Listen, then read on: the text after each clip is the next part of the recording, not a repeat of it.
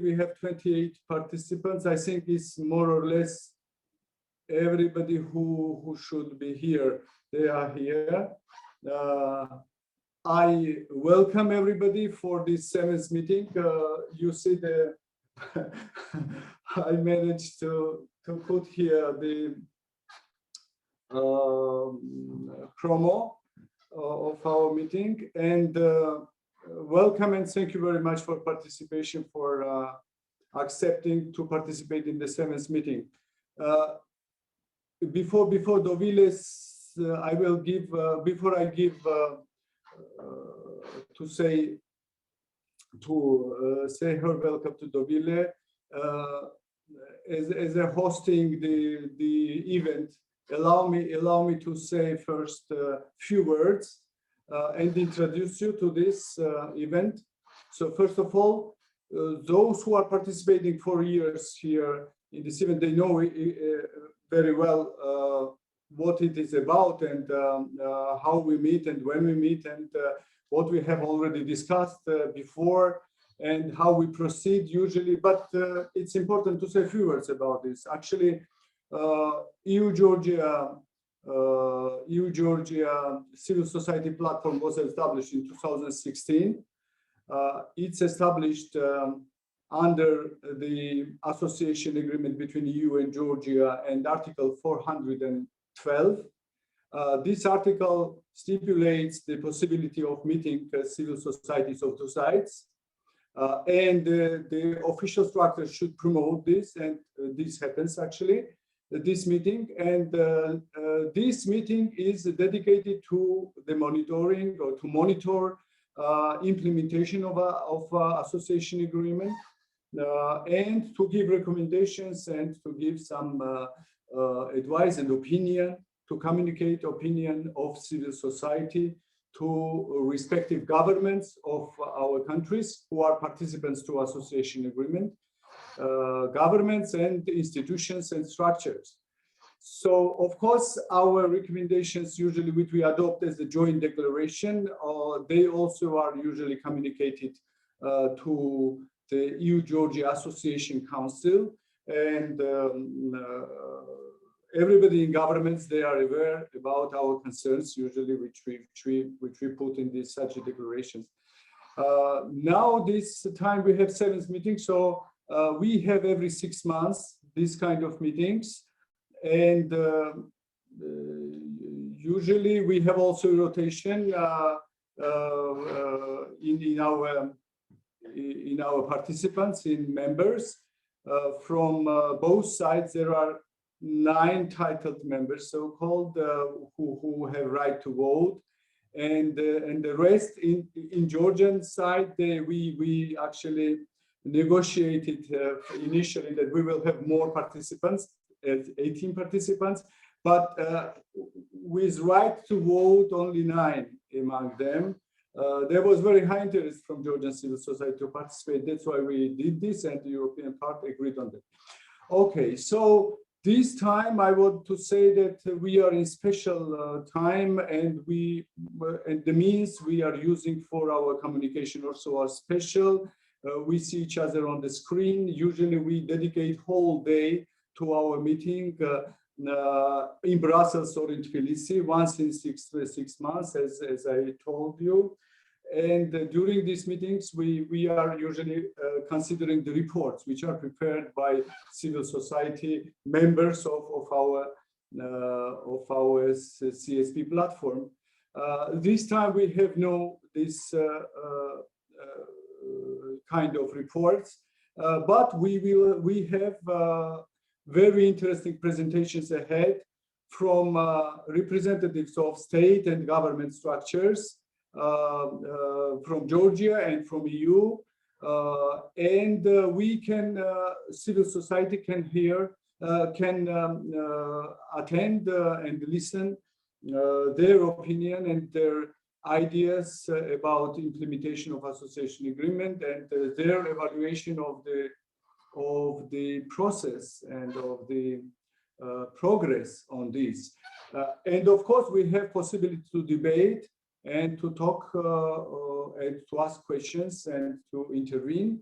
Also, I want to communicate that we will have in the agenda, which you have seen already, first introductory agenda advice. Introductory part envisages introduction by Kakha Gogolashvili. Ms. Kakha Gogolashvili is chairman of the European Integration Committee in Georgia, and she's co-chair of Euronest Parliamentary Assembly also. Mr. Dovile Juodkaite from MFA, he's head of department dealing with EU assistance, and also we have Mr. Lawrence Meredith. I don't know whether Mr. Karl Hartzell has joined us because we sent the invitation, but I don't know exactly if he participates this time. Mr. Lawrence Meredith, who is Director of Neighborhood East and Institution Building DG NEAR, European Commission. We have Ms. Dorota Luci-Suliga, who is Deputy Head of Division for Eastern Partnership Bilateral Relations. This is first panel, which I will be moderating. And then we have two other panels. One is dedicated to the reform of justice in Georgia, and another to health aspects, including mental health, related to the COVID, of course. And as a main pillar of our, of course, meeting and discussions, of course, is situation with COVID. Would it be about implementation of association agreement or health issues or any specific issues? I think that situation with COVID and COVID-19 and our fight with it, achievements or the lack of achievement in certain areas, it should be also communicated and discussed during our meetings. Yes, and may I ask Dovile Juodkaite to intervene? She's, I want just to say that this is first meeting for her, and I'm very happy to see her in the capacity of EU-Georgia Civil Society Platform co-chair. And I hope that this meeting and next meetings, which will be co-chaired by Dovile, if I may refer just by name, yes, will be interesting and will have success. So please, Dovile. Thank you so much, and thank you, Mr. Kakha Gogolashvili, for such a great welcoming of my participation, but also I would like from the European Civil Society Platform to welcome all the participants of this 7th virtual meeting of EU-Georgia Civil Society Platform. As it was mentioned already, the last meeting took place in the February 2020, just before the general lockdown. So that's why we didn't have this chance to meet in every 6 months. But I would like also to mention that from the European Union side, we do have the totally new composition of this civil society platform because of the renewal of European Economic and Social Committee that took place in October 2020. And that's why the new composition of EU side and me as I was appointed as a EU co-chair for the next 2.5 years. So I am very happy to join you and also to have this possibility to introduce myself.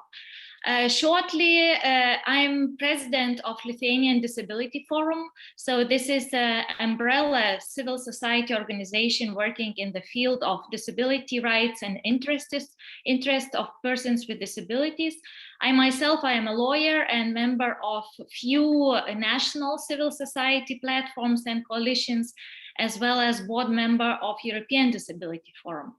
I'm mainly focusing on human rights in general, and particularly in the rights of persons with disabilities, connected also with health, social care and mental health policy and issues.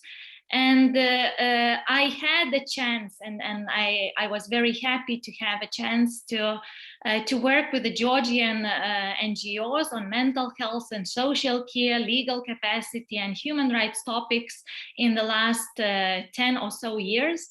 So this relationship with Georgia and Georgian NGOs is very dear to me. So I'm really happy to join this civil society platform. To continue with the focus and target of this meeting, just a few days ago, the EU-Georgia Association Agreement turned 7 years old. While it might be a relatively short period in one's lifetime, a lot has happened, and we all know that the agreement has been delivering for our societies and has brought us closer than ever, and we are pleased to see that Georgia keeps its ambitions high. We are supporting the trier, so Georgia, Moldova, and Ukraine, in its call for deeper integration with the EU, and we are very pleased to see that these efforts have been listened to and echoed by the EU high officials. The European Union praises the level of changes put in place by Georgian administration, and one can see that your country is taking its tasks seriously. This is so the more impressive considering the difficult political situation Georgia was in over past months, and of course the pandemic, the COVID that hit all the world, including our countries. We will continue to support you in all your endeavors, and we are all well aware of the areas which needs extra attention. Some of these issues, as was mentioned by Mr. Kakha, will be discussed today. This is judiciary as well as healthcare situation. So as Mr. Kakha already introduced the agenda, I think we need to start already our meeting, and I very much hope that it will be a very constructive and fruitful meeting. And I ask you and invite you to be active in our discussions during the meeting and afterwards, discussing the declaration, the internal discussion on joint declaration. And now I hand over back to my co-chair, Mr. Kakha Gogolashvili, for the chairing of the first and second of our meeting session. So please, the floor is yours. Well, thank you very much. I will say Ms. Dovile as well as you say Mr. Kakha. So thank you very much for your welcome speech and for your observations. And let me to ask directly Ms. Kakha Gogolashvili to start her intervention. First of all, I'd like to thank her for participation, for accepting to talk to our civil society platform. And we have, of course, some expectations. I think that for us, it would be very interesting, everything what she has in mind to communicate to us. But it is very interesting also to talk about inter-party agreement, which just was facilitated and mediated by EU and was on 19th of April signed between parties in Georgia, which practically ended the long-term, it's quite long-term, after 6-7 months crisis in Georgia. And how the implementation goes on of this agreement. It would be also interesting to know whether the provisions which were made by this agreement, which were included in this agreement, how they're implemented. Yes, please go on, Ms. The floor is yours, Ms. Gogolashvili. Thank you very much, Mr. Kakha. Thank you, Dovile, for these opening remarks and for inviting me. It's really my great pleasure and honor to speak today at this very important civil society platform. I strongly believe that strong and vibrant civil society is the backbone of any democracy, and I'm proud that Georgia's civil society is strong supporter of Georgia's European aspirations and is well represented here at this forum. I will start by commenting on the recent developments in the Eastern Partnership region and with expressing my regrets for decision by Belarus to suspend its membership in the Eastern Partnership Initiative. It should be noted that Eastern Partnership provided not just a unique chance for partner countries to come closer to the European Union, but also contributed to closer cooperation of partners with each other. And it is regretful that the initiative, which has played an important role in our region, is no longer in of the interest of Belarusian authorities. And I hope very much that it is temporary and we will see Belarusian friends back to the table again very soon. Well, a couple of days ago, we marked the 7th anniversary of the signing of the association agreement with the European Union. I will not talk about the historic importance of this agreement, but I will just underline that association agreement together with DCFTAs gave unique opportunity to Georgia, Moldova, and Ukraine to move to a new level of integration with the European Union and triggered a new form of cooperation among these three countries and with the European Union as well. With determination to cooperate closely on European integrations, three Eastern Partnership countries, Georgia, Moldova, and Ukraine, recently established the associated trio format. This enhanced format of cooperation aims to intensify the dialogue among the three associated partners as well as with the European Union on matters of common interest related to our European integration. So we commit ourselves to enhancing our political association and economic integration with the European Union under the association agreement and promoting new opportunities within the Eastern Partnership. Well, after 7 years of implementation of the association agreement, we can proudly talk about the results and transformation that Georgia went through, thanks to the successful reforms implemented in accordance with the association agreement. Based on this progress, as well as overarching aspirations, we plan to fulfill our European ambitions by preparing to file an application for EU membership in 2024. This is obviously an ambitious plan, but I think very logical continuation of Georgia's path towards European integration, which is supported by more than 80% of our population. We are well aware that the success of the application for the EU membership in 2024 largely depends on progress related to successful implementation of the association agreement and further approximation process.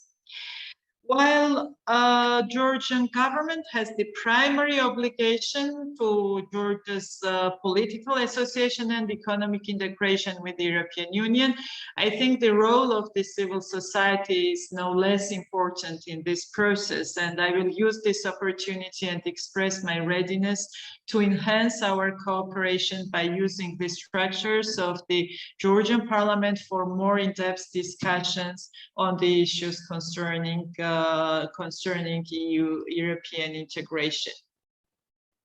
Georgia's accession to the EU does not only depend on the aspirations. For that, we need the consent and support from the European Union and EU member states, and we can obviously argue on, as to what is feasible for the moment from different perspectives, discuss all the arguments about EU's enlargement fatigue or geopolitical sensitivities. But one thing is clear: if we are talking about our European aspirations and ambitions for decades, since the early days of our independence, we should not shy away from declaring it officially and to let our European partners define future plans for our partnership. The upcoming Eastern Partnership Summit will be another opportunity for leaders to discuss the future for Eastern partners and define a long-term vision which is extremely important for the future of Eastern Partnership. And I think the voice of civil society will be crucial and very important to address the summit and to pass the message from civil society's perspective as well. Well, I will touch briefly the fragile security situation in the region, which is a big challenge. And while fundamental principles of sovereignty and territorial integrity is undermined, and we are facing Russian occupation and severe violation of human rights in the occupied region on a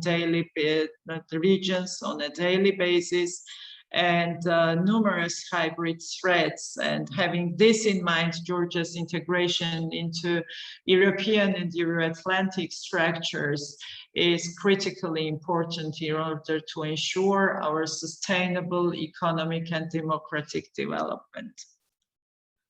Well, we all believe that it is the best way to guarantee democracy, security, peace, and prosperity in our country, and we will resolutely continue cooperation with our strategic partners to achieve these goals.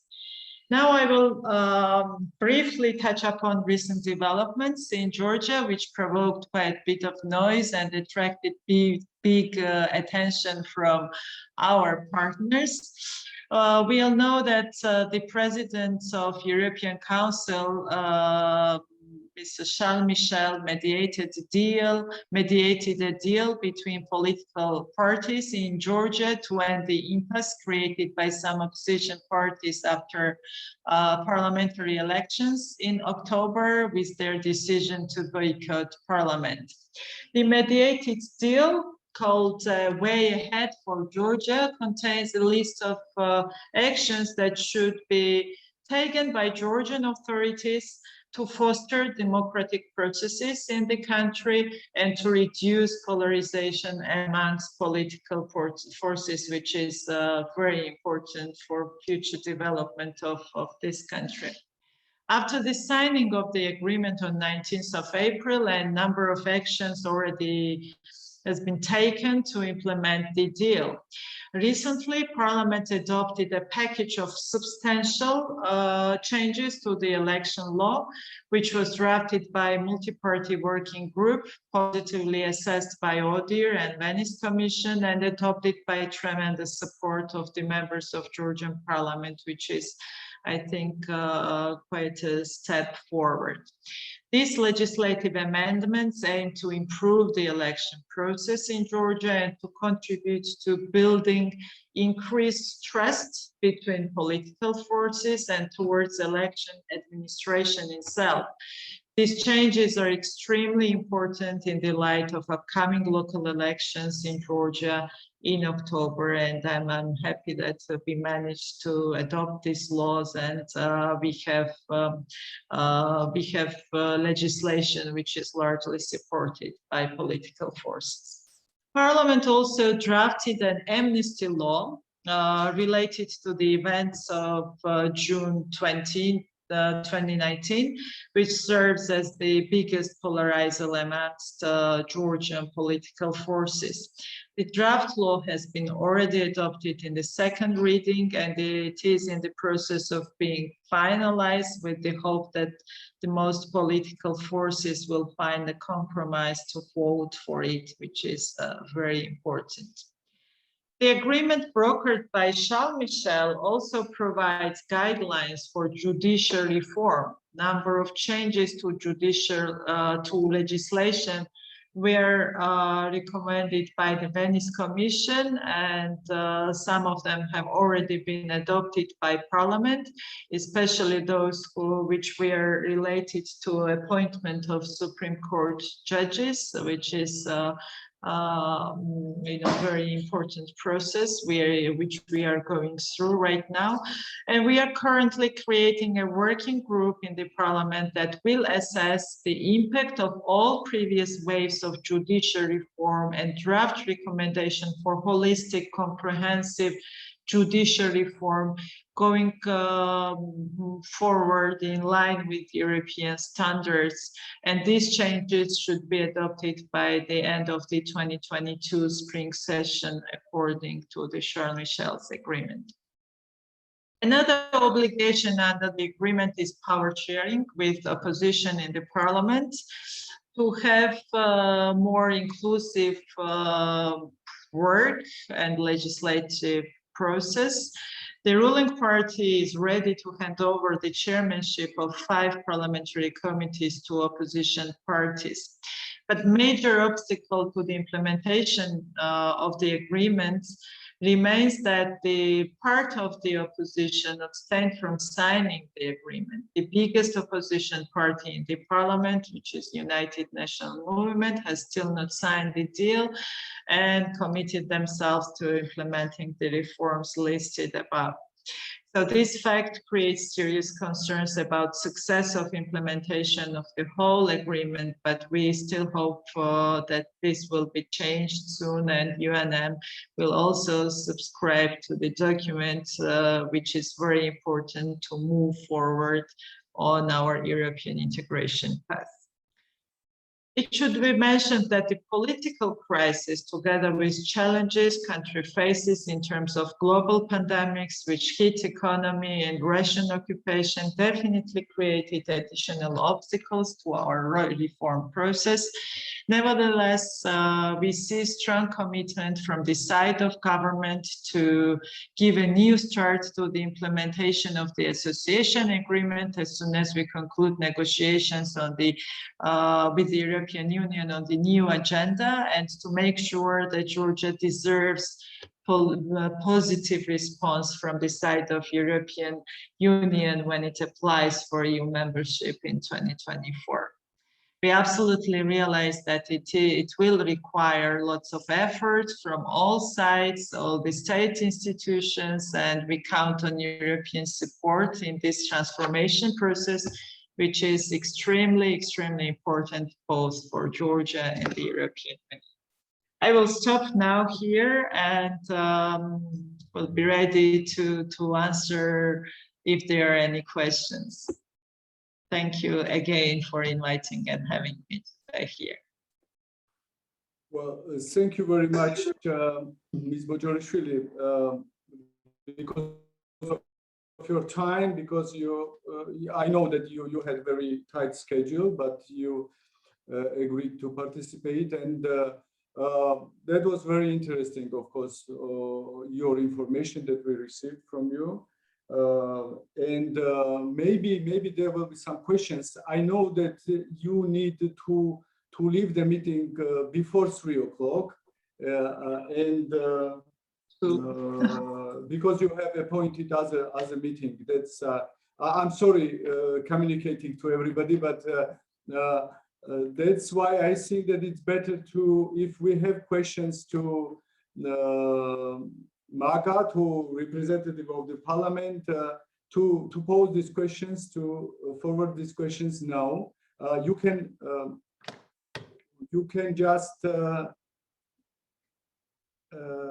just indicate by raising your hand, and we will understand that somebody wants. Yes, I see Nino Elizbarashvili, who is member of our CSP. She wants to ask something. Yes, please go on, Nino. You can speak English or Georgian. That's by the way, we have translation, simultaneous translation, which can be used. Yes. მოგესალმებით ყველას. ჩემთვის დიდი პატივია მონაწილეობა მივიღო დღევანდელ შეხვედრაში. ქალბატონო მაკა, დიდი მადლობა თქვენი პრეზენტაციისათვის. თუ შეიძლება რომ უფრო კონკრეტულად გვითხრათ 2024 წლის განაცხადთან დაკავშირებით, კონკრეტულად რა პროცესია იგივე სახელმწიფო სტრუქტურების ჩართულობა, იგივე პარლამენტის ჩართულობა, მთლიანად როგორი სამზადისი მიმდინარეობს ამ მიმართულებით და რამდენად შეიძლება რომ ჩვენც უფრო აქტიურად ჩავერთოთ სამოქალაქო საზოგადოება და რამდენად ღია რომ მივიღოთ მონაწილეობა. Should I answer in English or Georgian? Doesn't matter. If you want, you can speak English, you can speak Georgian as well, because we have simultaneous translation. Okay, then I will, as the question was asked in Georgian, I will respond in Georgian.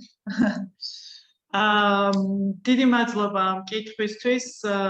მართლა ძალიან მნიშვნელოვანია, ვინაიდან 2024 წელს განაცხადის გაკეთება, როგორც აღნიშნე, ერთის მხრივ არის ძალიან ამბიციური იმ რეალობის გათვალისწინებით, რაც ვთქვათ ევროკავშირში არის დღეს გაფართოებასთან დაკავშირებით, თუმცა მეორეს მხრივ, როგორც ასევე ვთქვი, იმ პირობებში, როდესაც საქართველოს უკვე ძალიან ბევრი ათწლეულებია, ასე ვთქვათ, გაცხადებული აქვს ევროკავშირში ინტეგრაციის მიზანი. ასოცირების შეთანხმების ხელმოწერის 10 წლის თავზე ვფიქრობთ, რომ ნამდვილად არის ის დრო, როდესაც ქვეყანამ ოფიციალურად ეს განაცხადი უნდა გააკეთოს და ასე ვთქვათ, ეს საკითხი იდოს ევროკავშირის წევრი ქვეყნების და ევროკავშირის მაგიდაზე. რა თქმა უნდა, აბსოლუტურად გაცნობიერებული გვაქვს, რომ ეს არ არის მარტივი პროცესი.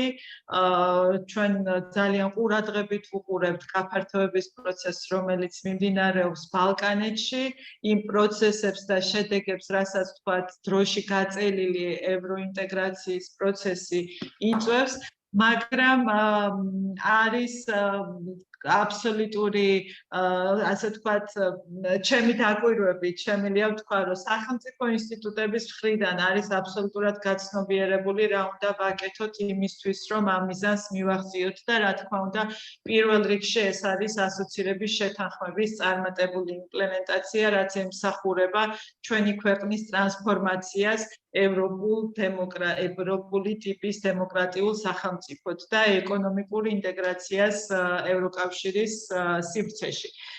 ამასთანავე, რა თქმა უნდა, არის მეორე კომპონენტი, რომელიც იქნება ასევე ძალიან მნიშვნელოვანი და რომელიც განსაკუთრებით, ასე ვთქვათ, საგარეო გუნდის ძალიან სერიოზული სამუშაო იქნება, ეს არის მუშაობა ჩვენს პარტნიორებთან.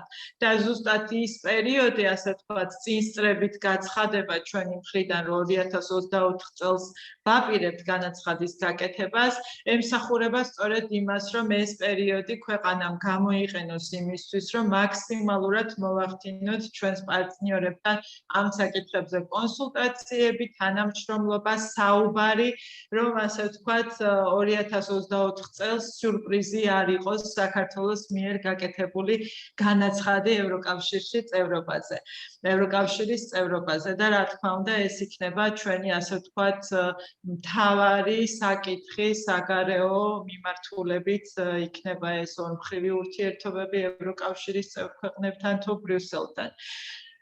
სამოქალაქო საზოგადოების როლს გავუსვიმე ხაზი და მინდა კიდევ ერთხელ გავუსვა ხაზი, რომ ძალიან დიდი მნიშვნელობა აქვს ამ პროცესში სამოქალაქო საზოგადოების ჩართულობას, თქვენ აქტიურობას, ვინაიდან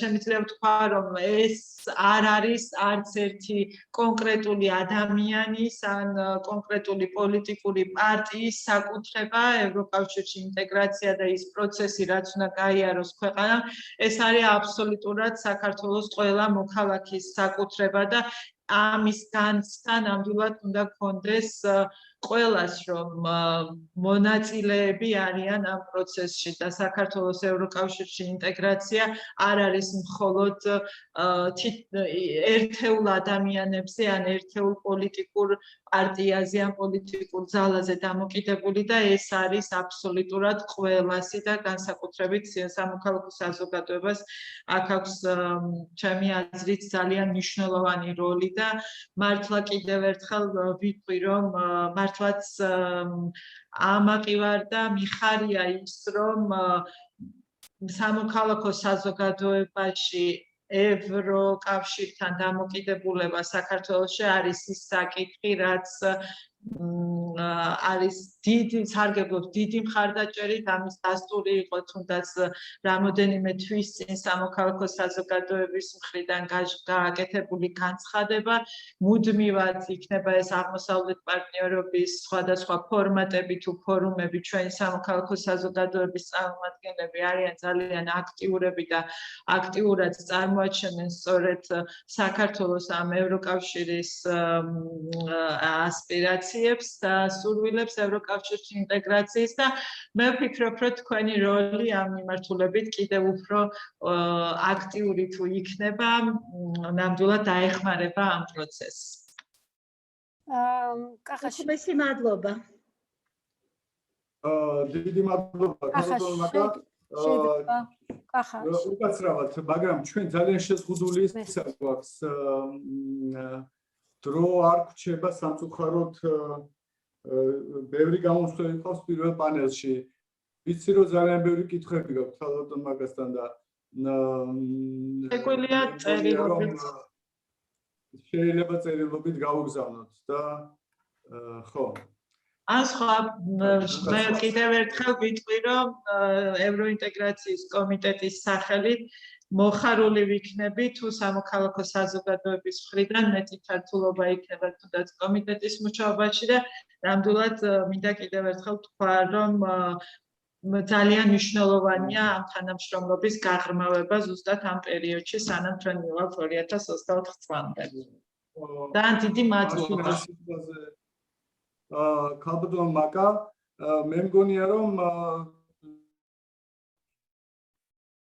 ჩვენ ცოტა ხანში გთხოვთ თქვენ რომ შეგხვდეთ თუ ამაში ესე დაგვეხმარებით იქნება ძალიან სასარგებლო თანამშრომლობა ჩვენ შორის შეიძლება იმართოს. ანუ ჩვენი ქართული ნაწილი ყოველ შემთხვევაში კომიტეტის აი ამ პლატფორმის რომ შეხვდეს თქვენს კომიტეტს. ამის სურვილი გვაქვს. და დიდი მადლობა წინასწარ იმისთვის რომ გამოაცხადეთ აი ეს თქვა თქვენი სურვილი თანამშრომლობისა. რასაც აუცილებლად გამოვიყენებთ. დიდი მადლობა. Yes. Well, let me დიდი მადლობა ქალბატონ მაკა, დიდი მადლობა. Let me allow me now to ask Mr. David Bugiashvili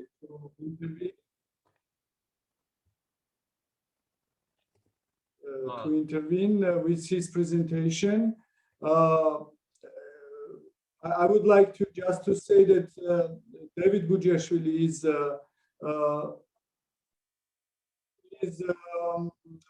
working in MFA and on European integration issues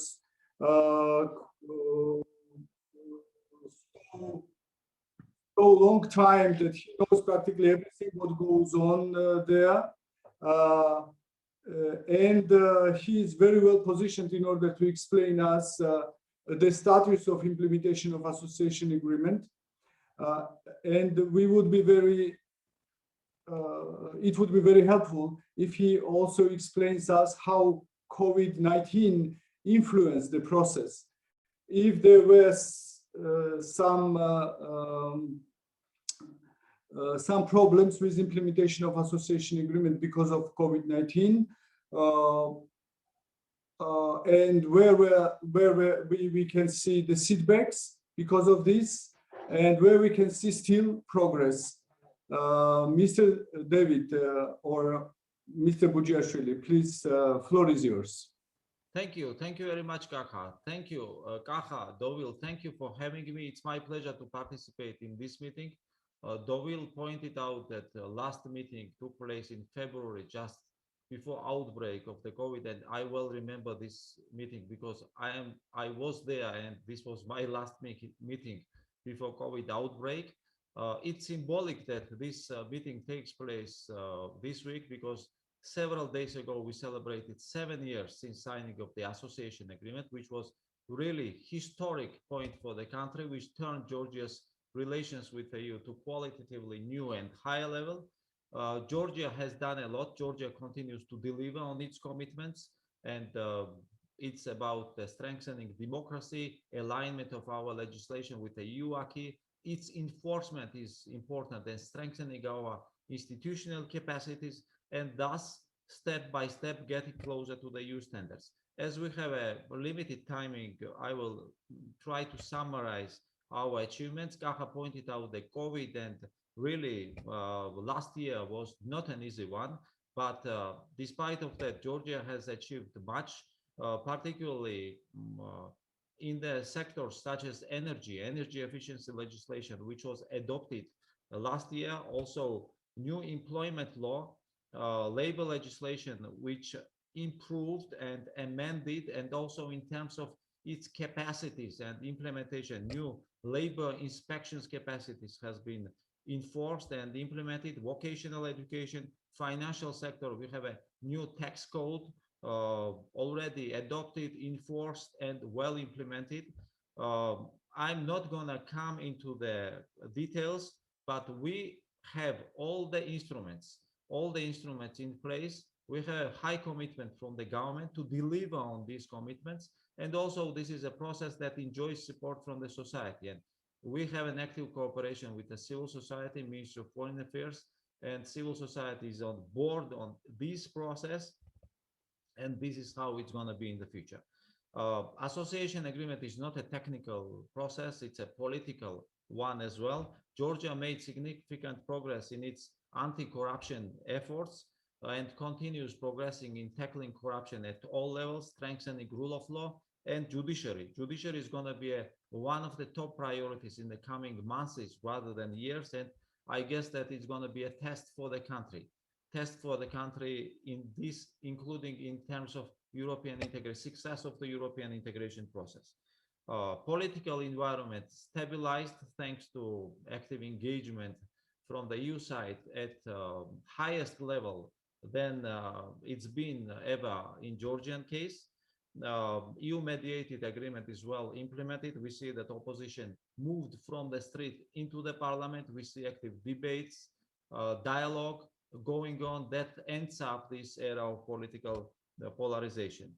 From the technical point of view, we kind of made an exercise of assessment, taking stock how much of the association agreement has been implemented. And this is only about the measurable part. And it's and with engagement of the EU experts, and as a result, we got about 35% of all directives and regulations have already been transposed and embedded in the national legislation. By 2024, we expect to get a compliance of 60-65%, and we hope that it will create a good, solid ground for making Georgia's application for the EU membership. So application, it's a political decision, and everyone knows that it's not an easy one, and it's a quite ambitious step, and everyone understands that there are member states who are taking the decision rather than the EU.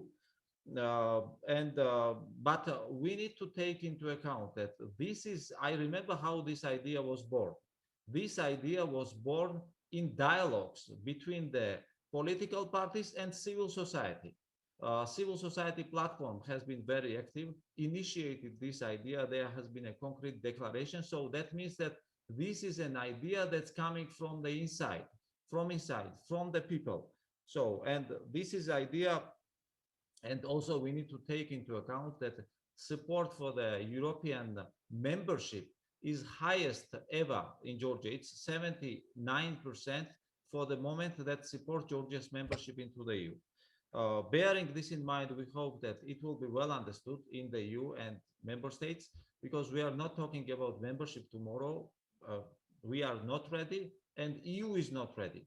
But it's important for sending strong signals internally and externally. Internally, in order to give additional drive to the process of reforms, to show that to the people, to the society, that there is a way after the association agreement. It's not a final stop of the train, and the membership, it's our final goal we need to follow. And externally, Maka mentioned this case with Belarus. It's very difficult and complex situation in the Eastern Partnership.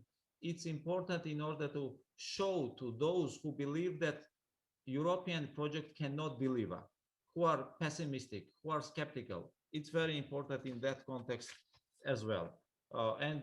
We need to bear in mind that enlargement in general, it's one of the most powerful tools that EU has in its hands for making changes, for making differences on the ground, in the neighborhood, for exporting its prosperity, stability, and stable and prosperous neighborhood is primarily in the interest of the EU.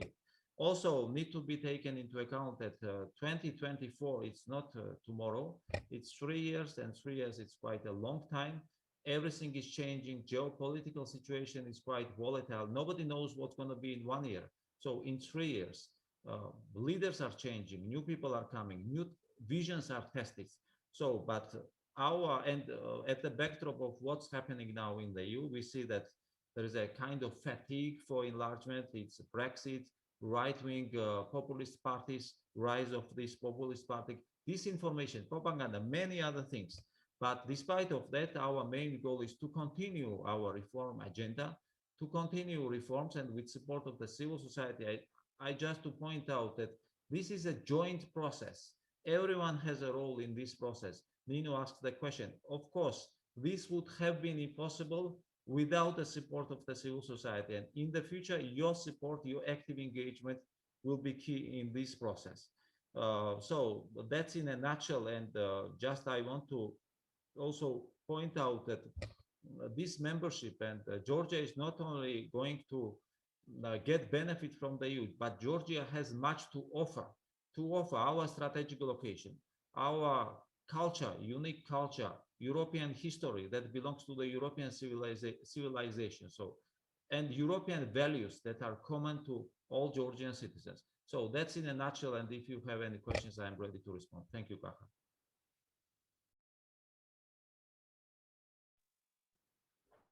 Well, thank you so much, David. Quite short, but very comprehensive presentation, and you and according to your evaluation, it seems that COVID-19 didn't affect a lot the implementation of the association agreement in Georgia. Despite of this, of course, we have some critical views, and you will see in on certain things, for example, labor issues or food safety related issues, legislation, which Leah Todua wanted to pose the question. I think she contributed to this opinion on food safety. Many other things, small business and some other things now, time and I think it's not in our agenda to enter into the critical debates and into the wide debates, but still, of course, many things were done, and quite important progress was achieved during this year of COVID, and we appreciate also this. But we will adopt a joint declaration where we will show, of course, and communicate to you what we consider has not been achieved, and where we still need our new efforts. So now I will ask to our audience if it is possible to pose one question from the audience, because again we have lack of time in order to go into the wider debates. But if there is a really important question that you want to clarify, please go ahead. Just raise your hand and I will see.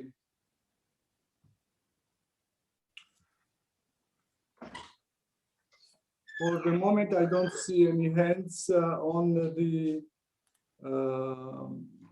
Then maybe I can ask.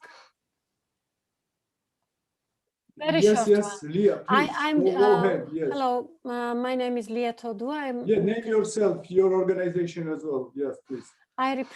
My name is Leah Todua. I represent CSRDG. It's a Georgian organization. My question to David is that, is there any renegotiation of timelines of association agreement? Because that's what we heard concerning consumer rights issues, for example. Thank you, Leah. Good point. Yes, of course, we know each other well. So I guess you are referring to the consumer protection, and consumer protection is the main thing. And we are a bit in delay, but consumer protection law, MACA, as I guess already pointed out, is in the parliament, and in autumn it's going to be adopted. For the changes in the association agreement, you know that we have an obligation under association agreement to change the annexes according to the changes introduced in the EU acquis. We call it dynamic approximation. This process is going on. On DCFTA, it's much more easy because DCFTA committee can take decision on its own. On another sectoral parts, the council is the one who is taking the final decision.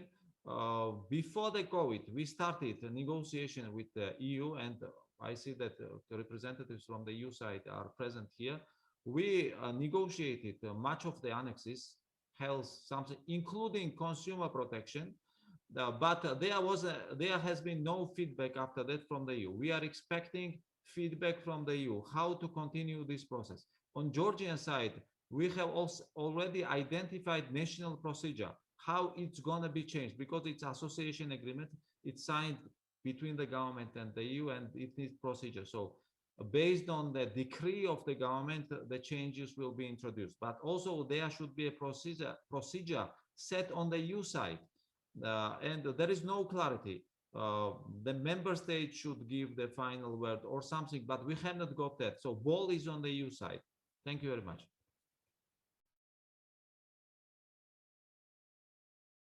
Thank you very much, David. Thank you very much. So we will continue, of course, discussion with you, but in another format, and directly also through communications, through letters, and through other maybe bilateral meetings between CSP and the MFA, between you, that we will again be asking. For the moment, as far as I received the information for Dorota Duci Suliga, Ms. Dorota, saying that she should leave very quickly, promptly, but according to agenda, Mr. Lawrence Meredith has the priority to intervene according to agenda. Yeah, I would ask very much, Mr. Meredith, possibility. You agree? Or you have also. No, I have commitments. Short, you are also short of time. I'm sorry. Sorry, I cannot. Yeah, I would need to also leave. We'd said 11 till 12, I understood from your secretariat. So I'm afraid I need to leave in a few minutes also. I believe if Lawrence will take floor, Lawrence Meredith will take floor, he will cover the EU view completely. So, yeah, okay. No problem. Yes. Okay, Mr. Meredith, I ask you to make your presentation then. Yeah. Sure. Apologies, Dorota, but I think we both had the same understanding of the timing. So I can happily do it for both. I mean, thank you very much for the invitation, and I'm sure we always work jointly, Dorota and I. I mean, I think it's very important to have this opportunity to meet with you, and I can confirm, as you've already heard from our Georgian friends, that we consider the 19th of April political agreement extremely important, mediated by Charles Michel.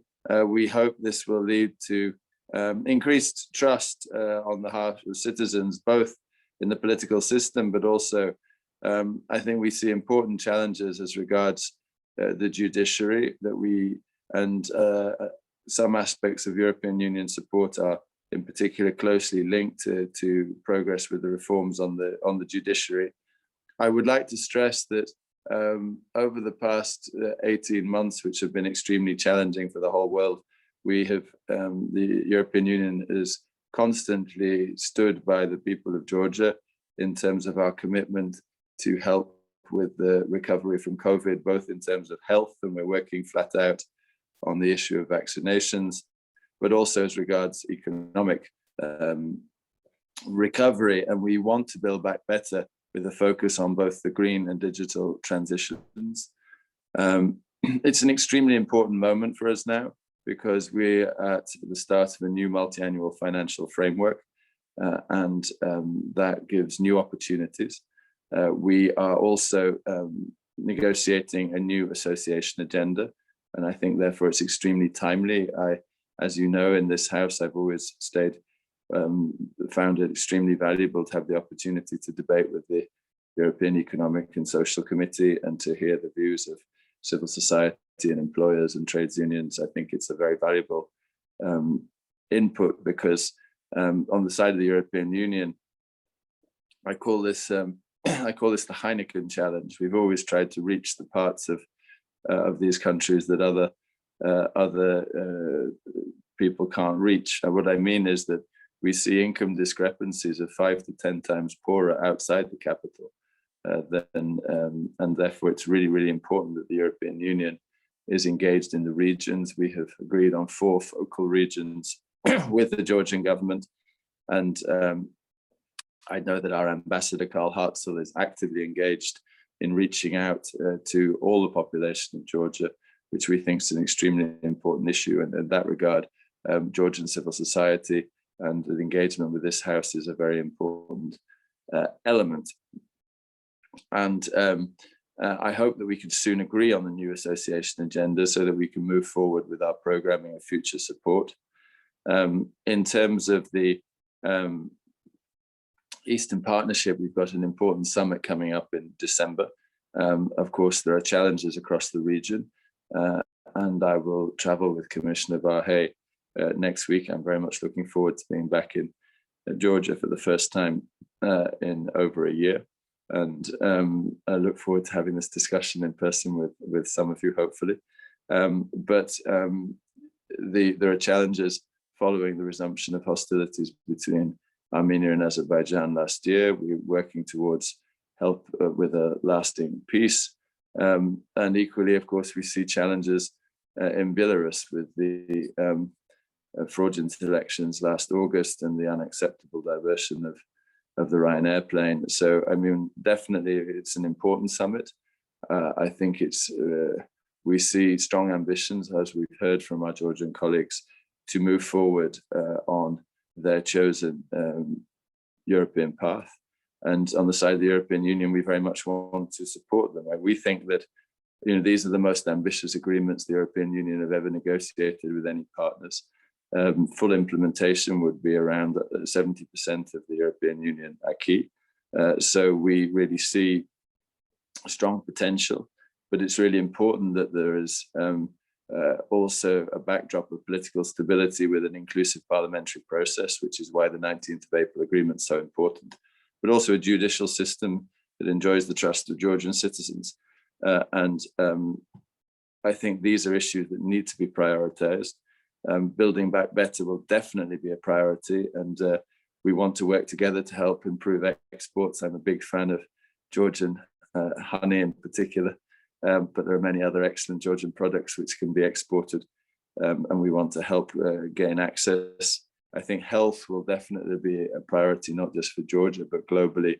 People are stepping up their investments in the resilience of health systems, but also on the green transition, which is clearly where the future will lie, and the digital transition, to make sure that the young people in whom we're massively investing in Georgia together are equipped to face the economies and societies of the future. So it's really a great pleasure to be with you today. I'm sorry that because of the way this had been planned, we had understood that the meeting was running from 11 till 12, I think both Dorota and I. But very glad to be with you. I wish you very successful discussions. And of course, if there are any questions, I'll be glad to take them. Thank you. Well, thank you very much, Mr. Meredith. Yes, I just stress one remark. I just made one remark from your intervention. It was about the importance of the health in this, especially in this COVID pandemic. I want just to stress the extraordinary assistance that you, European Union and European institutions, and first of all, European Commission provided to Georgia during this period, and it helped very much to save many lives, and also to save, in certain extent, the economic situation in Georgia, and many social problems have been addressed thanks to EU assistance this period. Thank you very much once again. And as far as if you still have few minutes, maybe somebody wants to ask you question. If you have still some few minutes to stay with us. Sure, if there's a question, of course I'll answer them with pleasure. Yes, then I ask the participants to raise hands if they have question to representative of European Commission. Yes.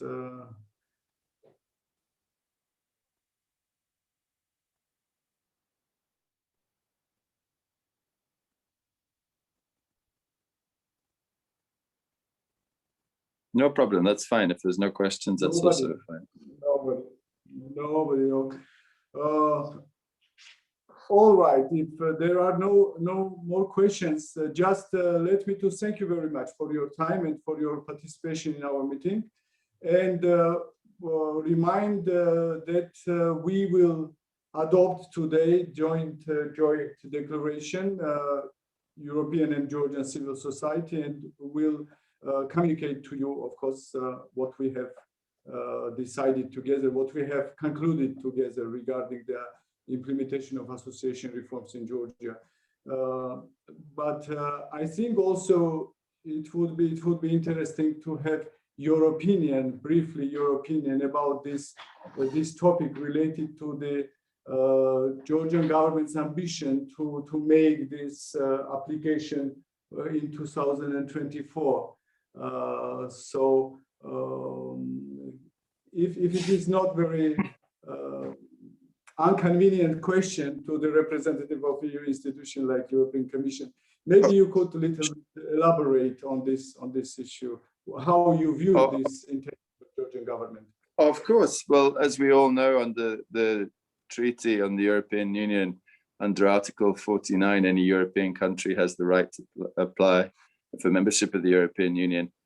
Such an application will be judged on what we call the Copenhagen criteria, which is basically about the respect of human rights, democracy, rule of law, but also on the economic criteria, as well as implementation of the full body of European law. I think we're very clear and welcome the fact that Georgia has set itself on a clear European path. There have been consistent response from the Council of our member states welcoming Georgia's European aspirations. I would say my understanding is that among member states at this point, there is no consensus, not only with regard to Georgia, but I would say at this point in time I don't see a consensus emerging easily for any future membership beyond those who've already got a clear European perspective at this point. But this is a political decision, and of course, I'm sure the member states are thinking hard about Georgia's clear intentions, and clearly the European Parliament also has its view. But I think our advice to the Georgian government is that the most convincing argument to strengthen the case and to build up support which is essential because enlargement is a policy operated by unanimity among the member states. So for such an application to be successful, you would need a consensus of each and every European Union member state. To build up that case, I think the strongest argument is to pursue reforms in key areas such as judicial reform, and to ensure that they're in line with, for example, Venice Commission advice and so forth, as well as ensuring political inclusive processes. And that's why I think it was so important that there was an agreement reached at the 19th of April, that it's fully implemented. As I said in my opening remarks, implementation of the existing association agreement would bring Georgia to 70% of the European Union law. And I think that's an extremely powerful argument to help convince those member states that perhaps may not yet have reached such a view, if they see overwhelming progress towards the full implementation, that is the best argument possible. But of course, and I would like to stress that the European Union will continue to step up its support for Georgia for implementation of all these key reforms. So we stand together to help move forward to support those reforms which are in the interests of all Georgian citizens. Thank you very much for the opportunity to participate, Mr. Chairman. I'm sorry we can't stay for a longer debate, but it's really a pleasure to be with you and see good friends from on the Georgian side as well. Thank you so much. Thank you so much, Mr. Meredith, for your views and for your advices and for your position. And we will take into consideration, of course, and we're working with our government as well, all your remarks regarding the process. Thank you so much, and thank you for your time and participation in our meeting.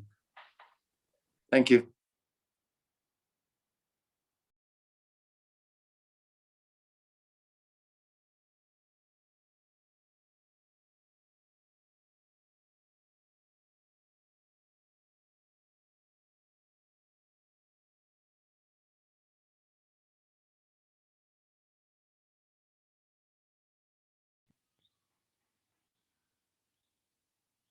I'm sorry, Kakha, you are muted. We cannot hear you. Sorry, I'm very sorry. So, yeah, thank you very much for reminding me. So I wanted to say that Mr. Meredith, whom I thanked very much for his intervention, but unfortunately it seems that he didn't hear me. So I thank again him for his participation and for this very important remarks and advices. And exactly the issue was touched upon about the necessity and importance of judicial reform in Georgia, among other reforms, of course. And we arrived to in our agenda to exactly to the topic related to judicial reform in Georgia. And we have an excellent expert for on this issue, Mr. Nika Simonishvili, who is chairman of Georgian Young Lawyers Association, and we asked him to deliver his views and his opinion on how judicial reform goes in Georgia, what are the main challenges, and what he sees in the future, how would be for Georgia possible finally to establish really transparent and really really functional judiciary which will comply with all international standards and with EU standards, first of all. Yes, please, Nika, if I may, please make your presentation, and we will ask you to be to take some 10-15 minutes for your presentation, and then we will have also a few minutes for some answers and questions for Q&A. Thank you. Please. Thank you, Kakha.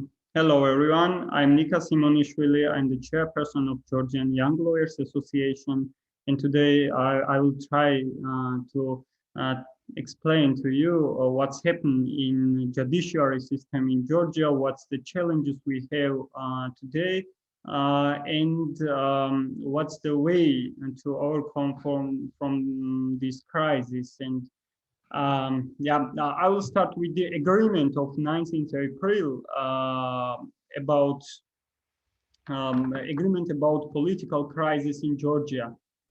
In the agreement of 19th April is mentioned that we have to start with the fundamental reform in judiciary, which means fundamental reform of High Council of Justice regarding of decision of appointment judges in first, second, and third instances, which means as well decisions about reappointment of judges and decisions regarding of disciplinary issues. What's the main challenges in judiciary system, and why we have to start this reform today and now? The High Council of Justice in Georgia is the main body who governs court system. We have 15 members in High Council of Justice. 8 members are elected by self-government body of judges. This is Conference of Judges, and Conference of Judges is this conference is electing judge members, 8 judge members in High Council of Justice. We have as well 1 ex officio member in High Council of Justice. This is chairperson of Supreme Court of Georgia. One member is appointed by President of Georgia, and 5 members are appointed by Parliament of Georgia. When we are talking about problems and importance of reform in judiciary system, we have to speak about non-formal influence in High Council of Justice, and about so-called clan, which we have in judiciary system and in court system. What means this clan, and why we have to start with the reform in judiciary? What is this clan with non-formal influences in court system? It means that we have some group of judges who has some key positions in court system. They are chairpersons of courts, they are chairpersons of chambers in courts, and they are in the High Council of Justice, in the majority of High Council of Justice. They can decide everything: appointment of judges, disciplinary issues of judges, and what's the important as well, how many cases some judge will have. For example, Judge Simonishvili will have thousands of cases, and some judge who is some judge, for example, will have 30 cases, not so many cases. And if I have 1,000 cases, it's impossible to finish with these cases in 2 months. In these 2 months is the timeline of ending of these cases. When I will not finish with these cases, maybe High Council of Justice will start disciplinary process against me, and I will be released from the court system. So this clan has all the possibilities to make all decisions about cases, about appointment of judges, and about disciplinary issues. What we think, what's the way to overcome from this crisis? And I can tell you that the political crisis which we received, which we got in 2020 after 2020's election.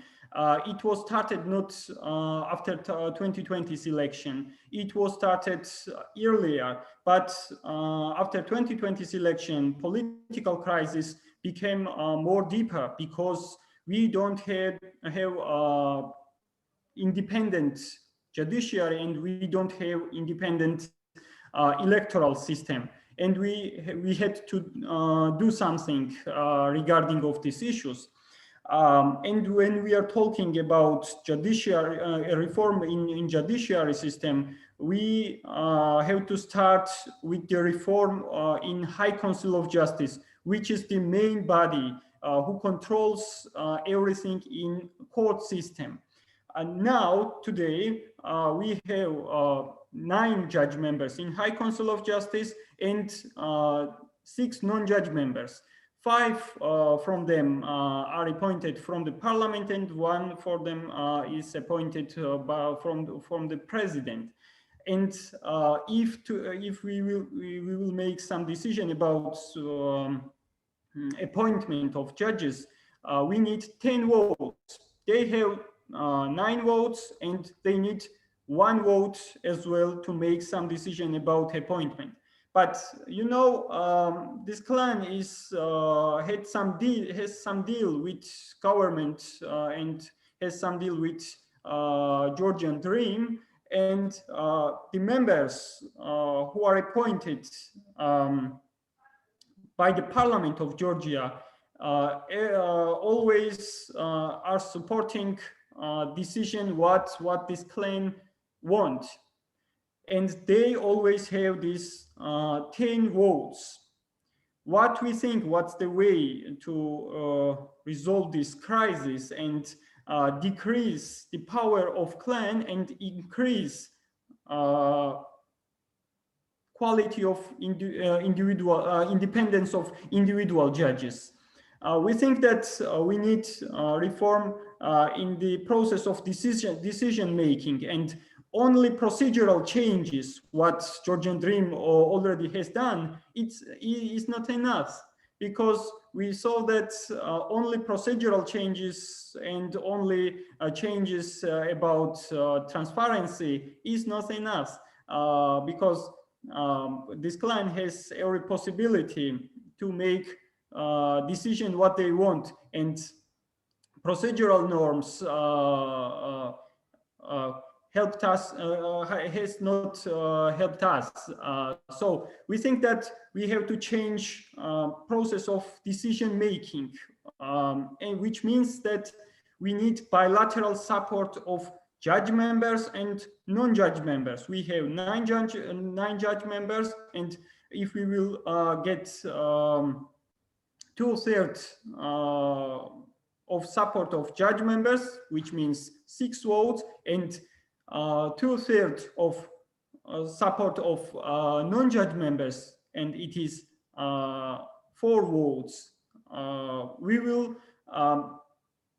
will make decision with 10 votes, which is written as well in the Constitution of Georgia. But how we will reach this 10 votes is not written in the Constitution of Georgia, and we think that we have to increase the power of non-judge members, and we have to increase importance of non-judge members. And if we will make decision with bilateral support of 2/3 of judge members and 2/3 of non-judge members, power and influence of representative of this clan will decrease, and the power of this non-formal influence will decrease. So the quality of individual judges will increase. What's the next step in this process? Bilateral support in High Council of Justice, but how we will appoint non-judge members? how Parliament should appoint non-judge members, as well with the bilateral support of government and opposition. If we will appoint these judge members, these non-judge members, I'm sorry, in the High Council of Justice, with the more consensus, with the bilateral support of opposition and government, with the more consensus, they would be independent, more independent. And if we will receive independent members in High Council of Justice, this non-formal influence of clan will just disappear, because in important issues in High Council of Justice will depend on support of independent non-judge members. So this is the way, what we think, what's the way to make next steps in judiciary reform. And what's the important now, today, appointment of members, appointment of judges in Supreme Court of Georgia. Now, we need in the Parliament of Georgia simply 76 votes, simply majority. We need to appoint judges, and this simply majority has Georgian Dream already. So they can decide who would be judge in Supreme Court of Georgia, and we have to start with the reform before we appoint judges in Supreme Court of Georgia. So this is the next direction, and in this direction we have to make some reforms to make decision in the Parliament of Georgia with the more consensus. We have to increase this number of votes with the simple majority when we appoint judges with the simple majority in Supreme Court of Georgia. So we get some questions about these judges. We have no good process in this direction. And 2 years ago, when Parliament of Georgia has appointed some judges in Supreme Court of Georgia with the simple majority, and Georgian Dream has appointed these judges, we had a lot of questions regarding of qualification of these judges, because they just didn't answer it so simply, were very simple questions. And we had a lot of questions about their qualifications. Because of this, we need to increase this quality of majority, and we have to increase this number of votes, I would say. Yes, that's all what I wanted to tell you about importance of judiciary reform, and we think that this would be the way which will help to make our court system more independent. Thank you. Well, thank you so much, Nika, for your you explained quite well what are the problems and where is the cause of problem and how it should be avoided. Maybe somebody has question, but I also have a question. What do you think? What is your opinion? How the reform will proceed further? So, is there will in the ruling?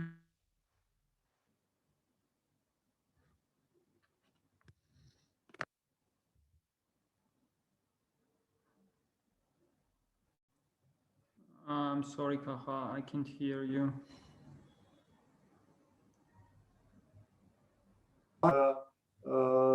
Provides only his candidates for the high Supreme Court judges. Yes. I'm sorry, Kakha, your voice was paused, and if I clearly understood, your question was about if I was lost. Yes, if Georgian Dream have some political will to make changes, some fundamental changes, and if Georgian Dream has some political will to stop with the appointment of judges in Supreme Court of Georgia, if I clearly understood. And continue with reform in a way that you described. Continue with reform in a way that you described. Yeah. First of all, we need reform, and after this reform, appointment of judges. First of all, reform, because now we have simply majority, and now we have not so good situation in High Council of Justice.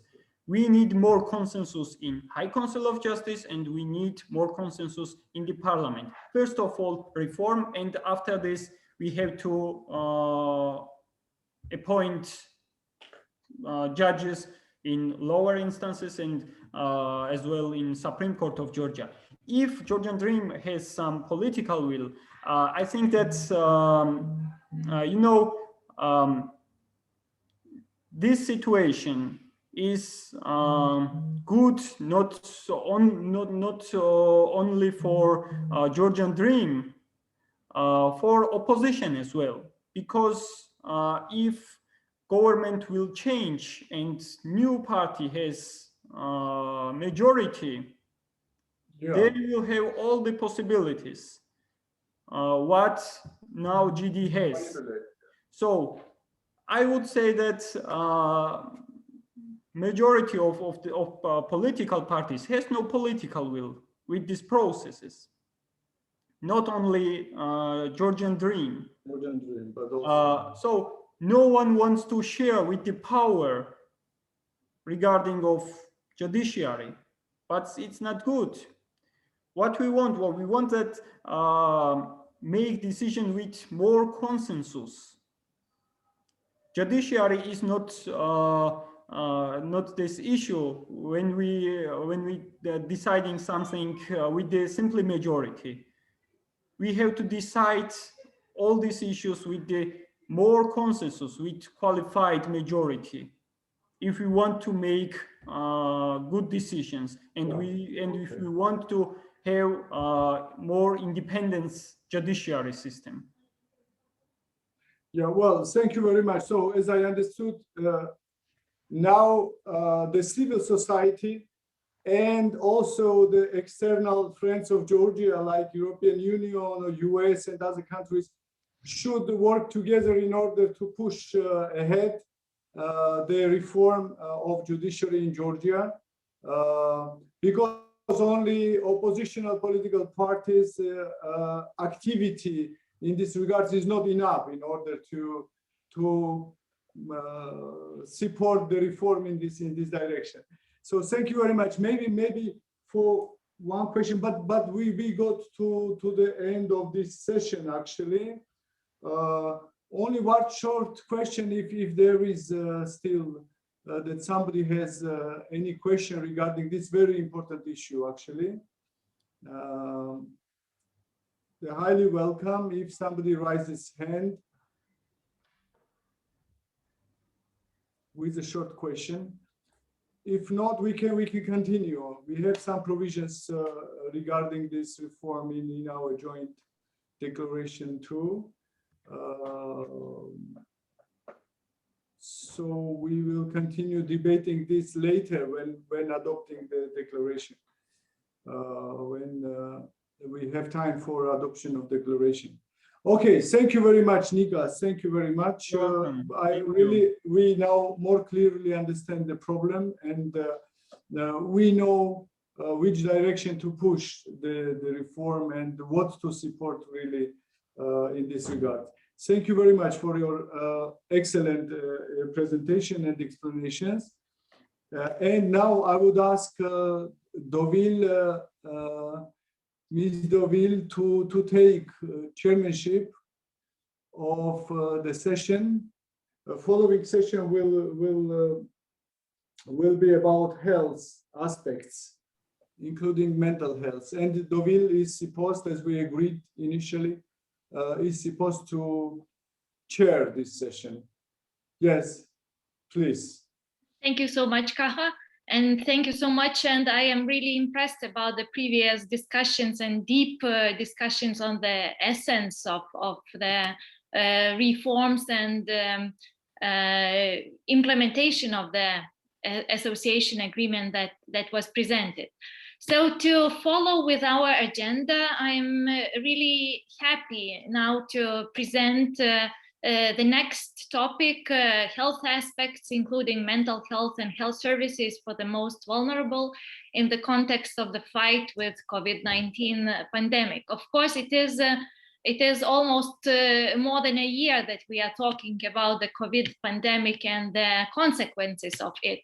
But actually, the COVID pandemic has led probably all of our societies, not only to the social and economic changes, but also a huge burden on the whole health system to manage the workload and the consequences of the virus itself and on the treatment measures.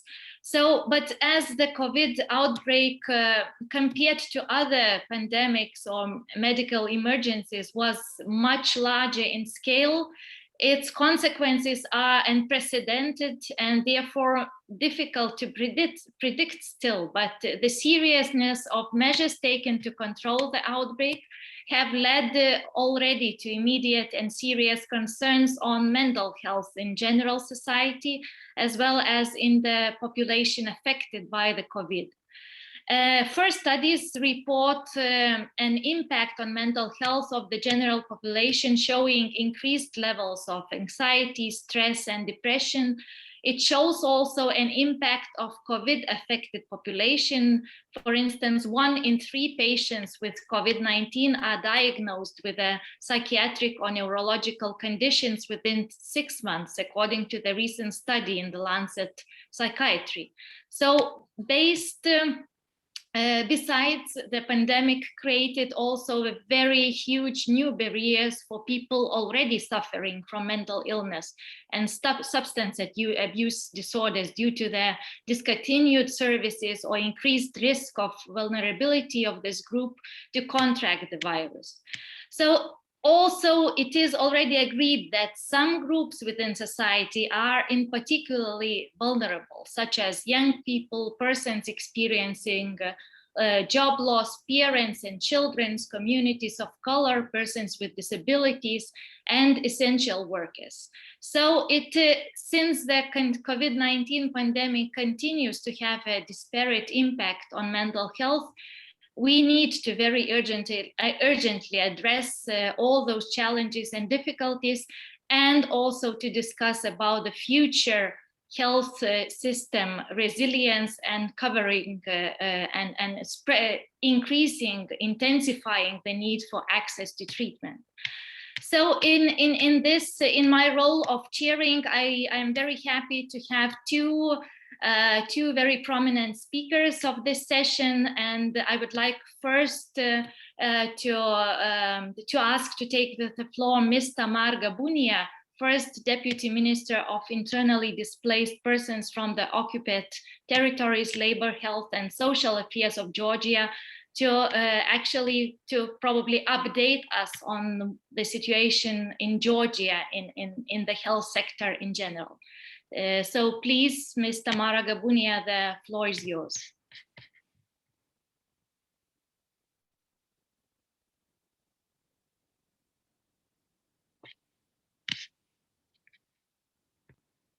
Do we have?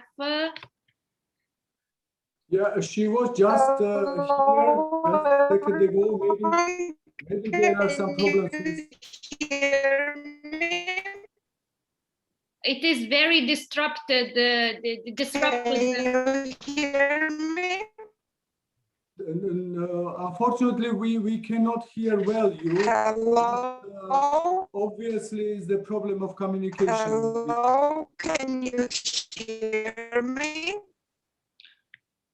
I think it is No, really no, a problem. Yeah, a problem with the Hello? internet connection. Now, can you try now? It seems that the internet you will continue with the mental health services. Okay. Hello? Yes. And we can't see you neither. Is it better now? Is it any better now or no? Yes. Now it's much better. Please. Okay. Thank you for this opportunity, and I'll give you a brief overview. Where do we stand with the epidemic control right now in Georgia? Actually, over the last several months, we've experienced quite challenging situations in terms of managing a high number of cases. It was particularly difficult in November and December of 2020. Nowadays, it's more or less stabilized, but still the system is still prepared to manage active cases as well as to conduct broad testing for timely detection, as well as to get prepared for the vaccination program.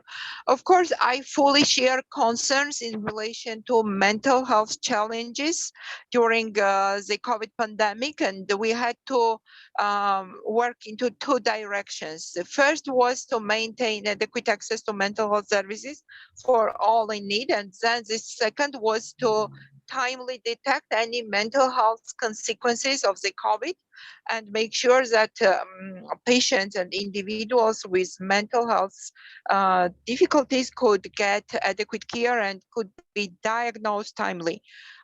Because it was kind of difficult because of uncertainties related to possible relationships in between COVID and the mental health conditions.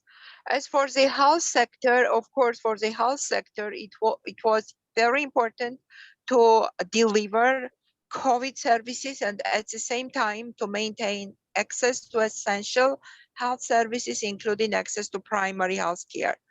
Our primary care providers were very actively involved in managing COVID, and they've also continued to deliver routine services as it was before the COVID period, like immunization service, managing chronic conditions, as well as working on other public health priorities like hepatitis C, HIV, tuberculosis, antenatal care. These were all priority programs that were maintained during the COVID pandemic. These days, we've been working very, very actively on expanding immunization, like COVID vaccination program.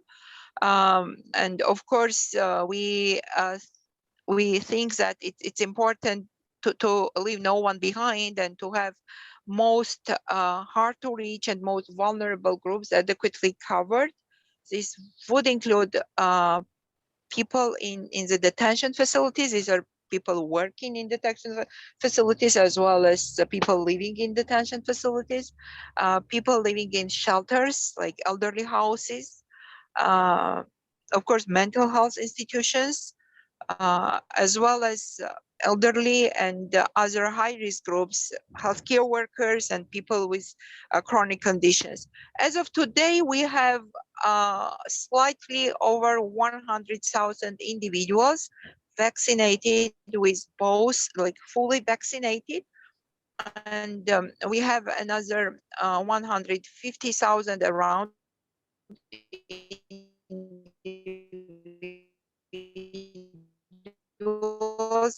vaccinated with two direct supply agreements, vaccine manufacturers, including Farm Sinovac, over 2 million doses. Cannot hear you, Ms. Gabunia. Within the next few months, starting from July. In July, we expect to get. Can you hear me? Hello? It I'm is very sorry. very. It seems that connection is really bad. Yeah, it is very. Hello? Sometimes it is very disrupting, probably due to the internet connection. But can you try again? Can you hear me now? Yes, we can hear now. Okay, so I will wrap up then. I was talking that we are now about to start the mass vaccination campaign against COVID, and hopefully this will help us to mitigate like COVID-related challenges, as well as we work on developing new mental health strategy. French Technical Assistance Agency assisted us in drafting one, and we hope that this will be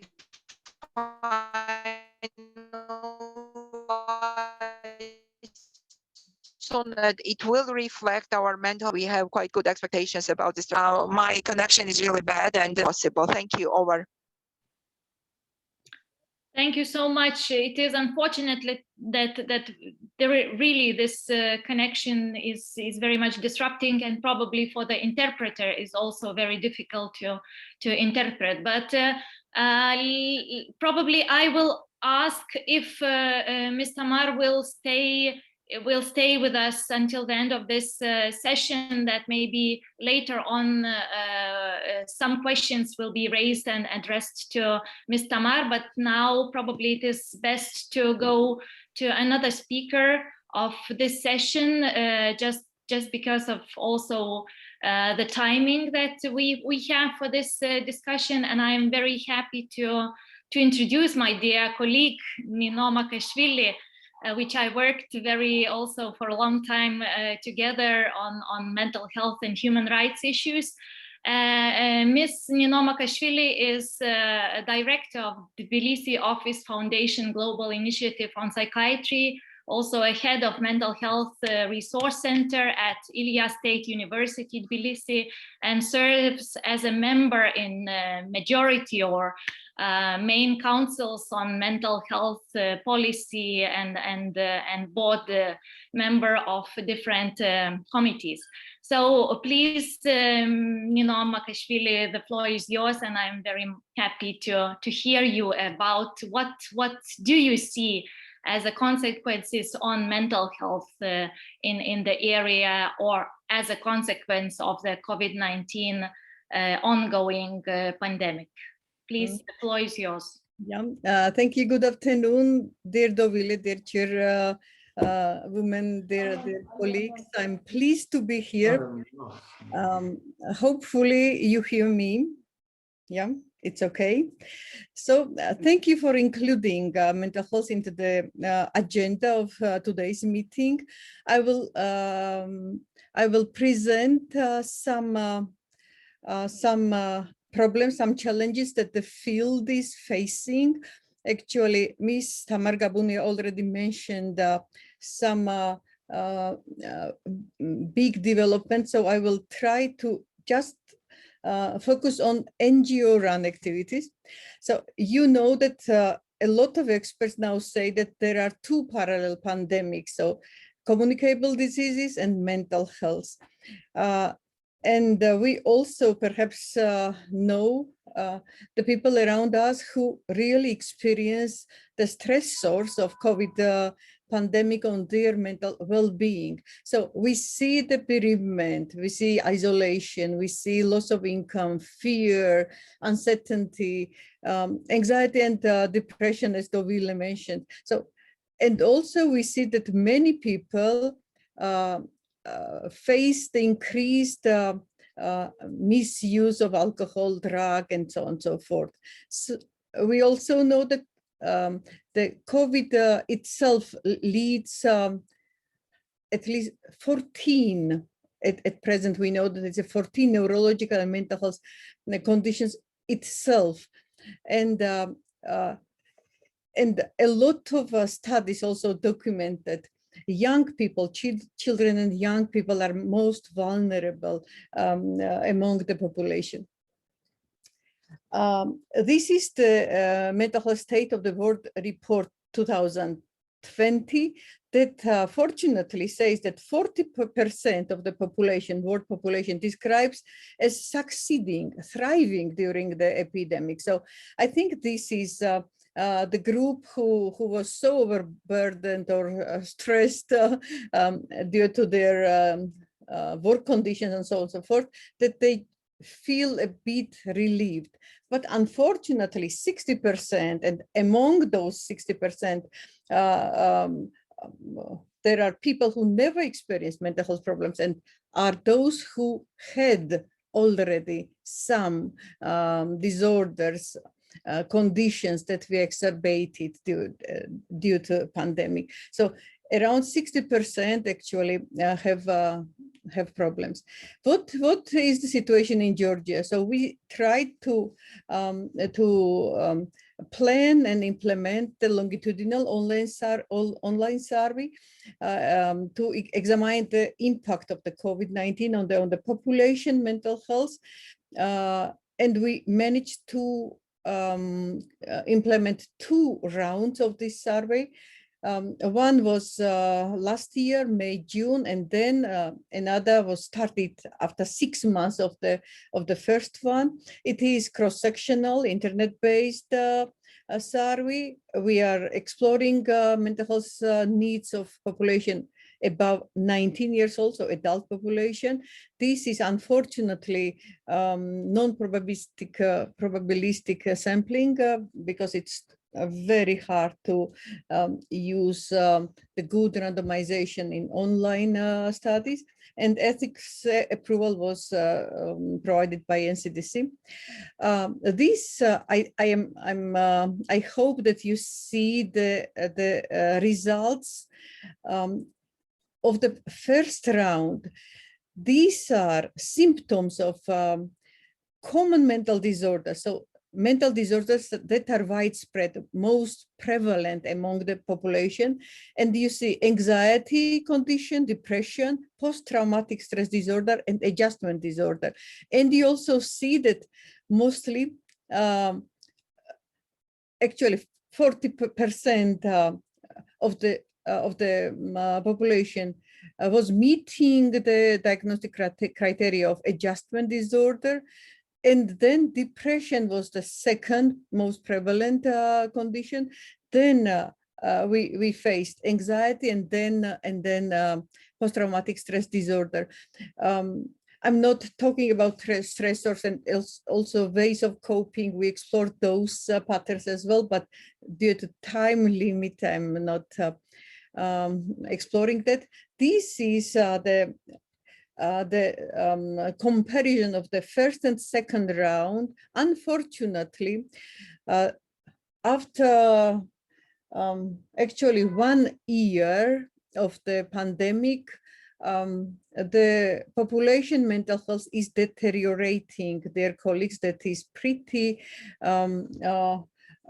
serious issue. You see that if in May, June, we had 40% of adjustment disorder, 30% of depression, and 12% of PTSD, now adjustment disorder is more than 50%. So half of the population is meeting the criteria of mental health, clinical criteria of mental health disorder. We see the increasement of depression. So 1/3 of the population actually is depressed, and this is just a word, but behind this word is helplessness, low mood, loss of interest, and a lot of other very disturbing symptoms. And we see that PTSD is twice as much as it was last year. Unfortunately, I skipped that, but we saw that those who had previously diagnosed with mental health disorder, we are much more vulnerable. So this group is really vulnerable group. Then we explored the internally displaced persons and the youth, and we saw that their problems is even even higher than general population. We saw 50% anxiety, around 40% post-traumatic stress disorder, the same depression levels in IDPs, and by status of displacement, newer IDPs after 2008, we are much more vulnerable. So we know that the WHO, and not only WHO, encourage member states to develop and strengthen the mental health services and kind of deal with the challenges. We know also that WHO conducted a rapid assessment study in many countries, and actually more than 90% countries showed disrupted mental health system. So we see that those who are vulnerable suffer from the COVID pandemic, and system is not able to contain, to manage the problems. But another challenge is the population that and it takes us into the new area to care after the population, to prevent deterioration and to address and manage conditions that the population has now. So immediate steps we are needed. And Mrs. Tamar Gabunia already mentioned primary healthcare system, and I would love to start from there. So in October 2020, 6 months pilot project was developed with the support of EU COVID-19 Solidarity Program, implemented by WHO country office in Georgia, that is active player, in healthcare in Georgia, and of course supported by the ministry. The pilot project was based on WHO MHGAP program and also YASC and WHO COVID-related material. So we managed to train around 140 doctors, and then they provided support to their patients. And the study that accompanied the program allowed us to see that, yes, family doctors could assess, manage, refer, and follow up some clients with priority disorders, and those priority disorders were mostly depression and anxiety. They were able to recommend the drugs, and they were able to offer psychosocial essential care like stress relieving exercises and techniques. Nowadays, we are scaling up the project to other 5 regions of Georgia. As for the service that we run, this is called Club Synergy. The service was established by the project funded by Euro Commission. So thank you again and again. This service is in Tbilisi and Batumi multidisciplinary. Nowadays, it is supported by OSGF and UNICEF, and we are looking for funding it. And service is designed to provide mental health and psychosocial support to young people, 14-25, with emotional and behavioral problems, among other addiction problems. But as COVID actually flooded us with the clients, and also with the calls by people above 25, we decided, and we are now providing the services to all ages, actually, with distant online counseling. And we implied the crisis mode, but also nowadays provide short-term psychosocial counseling with 6 sessions. Approximately 800 persons were kind of assisted. So this is very brief description what we are doing. And as each cloud has a silver lining, I think that this challenge actually would strengthen Georgian mental health system and would support implementation of the processes that we are planned and never implemented. Thank you so much. That's all. Thanks a lot. Thank you very much, Nino, and thank you for such a short but very comprehensive also the description of the both scientific-based surveys and results, which actually showed as well as in all the global population, it shows also the difference between women and men affected by the COVID pandemic, and also the consequences for their mental health and well-being. So I guess I am now opening the floor for the few questions that if someone from the audience is willing to address. I see the hand, please, Cynthia Bernava. Yes, please. Yes. Hello, everyone. I am representing Eastern Partnership Civil Society Forum, and I'm European Union coordinator of the working group People-to-People Contacts. And I'm very pleased to join again this platform and to work together with the people from Georgia and European Union side as well. And I'm very pleased to see that in this agenda and also in this final declaration will be points emphasizing the importance of mental health. I think it's very, very important, especially during the pandemic. And I'm very thrilled and I'm very pleased to see that in this agenda we are already, and during this meeting, are discussing the topics related to mental health. Actually, in very many countries, it's still a taboo topic. And by these initiatives, we are breaking this silence in very many societies, and we're breaking taboos. And I think it's a part of this development process, what actually all around the globe, the society should face, because mental health is part of our physical health. And if we are struggling with mental health, the physical health struggles as well. So it's so interconnected. And I'm very, very pleased that these topics being included. And thank you, Dovile, for also mentioning before during this introduction comments about this importance as well, and also inclusion aspect as well. It's so important, not just about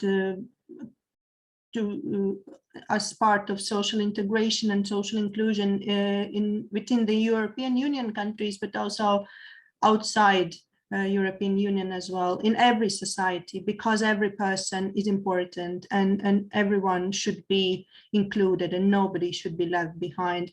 And yeah, these were just my comments, that it's so important that we are emphasizing and actually discussing these topics, because so many people are facing these struggles and facing so many mental health issues starting from a very young age across the globe.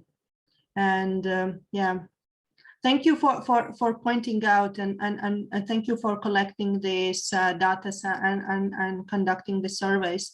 These are very, very important aspects actually for very many people, and especially the ones who are already struggling some mental health issues. And as researchers show, so many people across the globe are facing mental health issues which they have never experienced before, and it's an impact of the global pandemic, and we will live in this type of uncertainty for, I think, for quite a long time in the future. So we need to adjust somehow to this new reality and to think out of the box, how to include everyone, and that everyone will feel as a part of this new reality that all of us are living and experiencing now. Thank you so much. Thank you so much for all those comments. And I think we not only have to see and to acknowledge the issues that we see, but also to make an effort to change. So those recovery and resilience plans, and also the budgetary issues, are very much needed also to put into this area to, as Nino said, to actually cope with two of those pandemics. And I see also the hand of the Georgian Association. It is not with the name, but with the name of organization. So please go ahead. Yeah, this is Nino. Okay. This is Nino Elizbarashvili. Nino.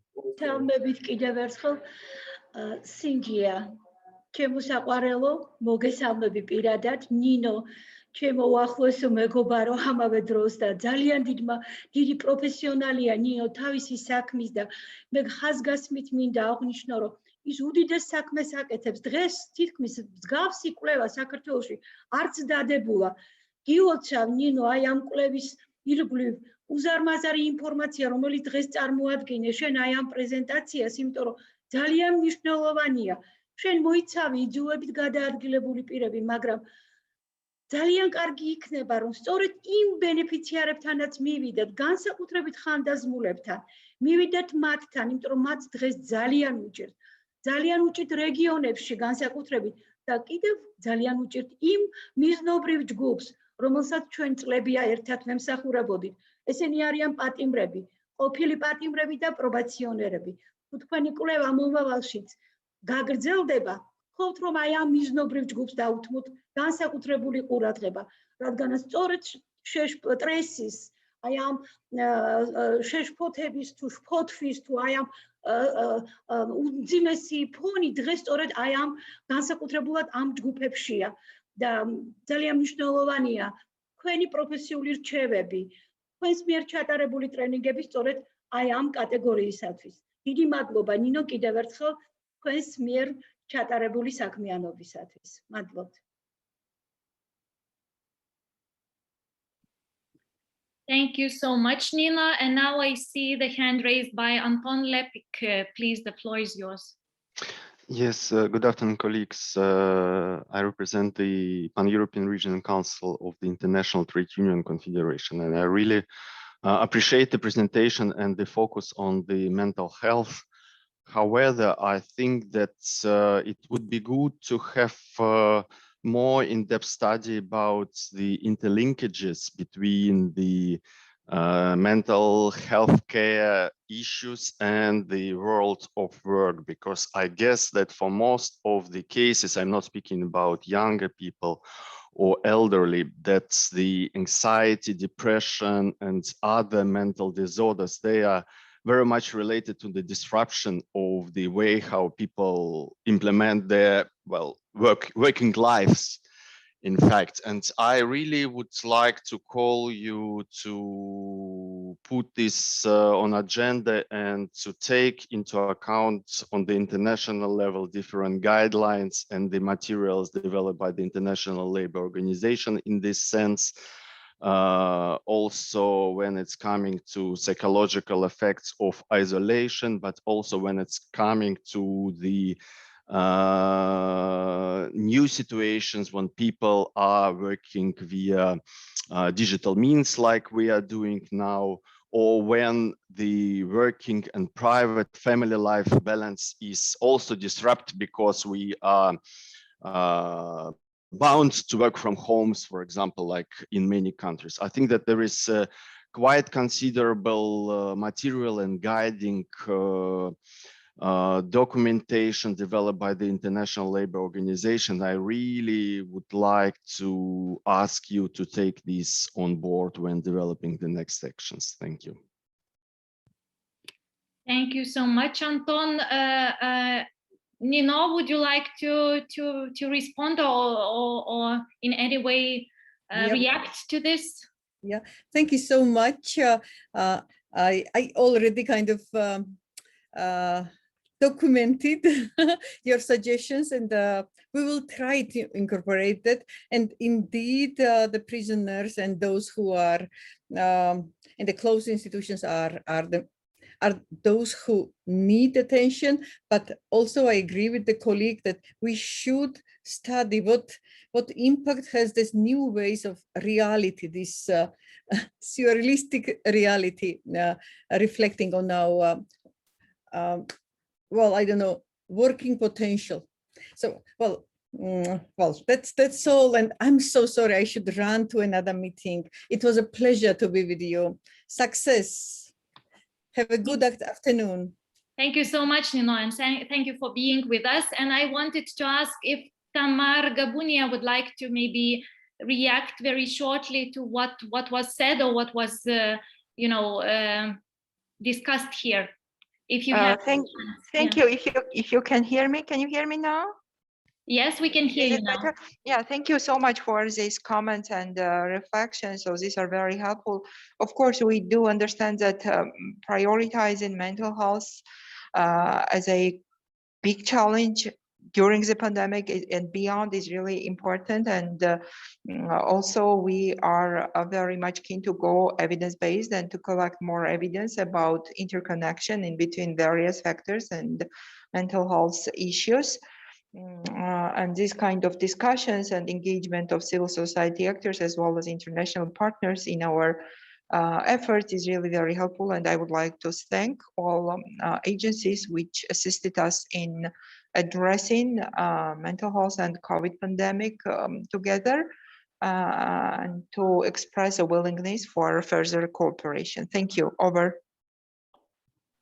Thank you so much, Ms. Tamar Gabunia, and I am really also thankful for your participation in this meeting and explaining about the current situation in Georgia within the health sector.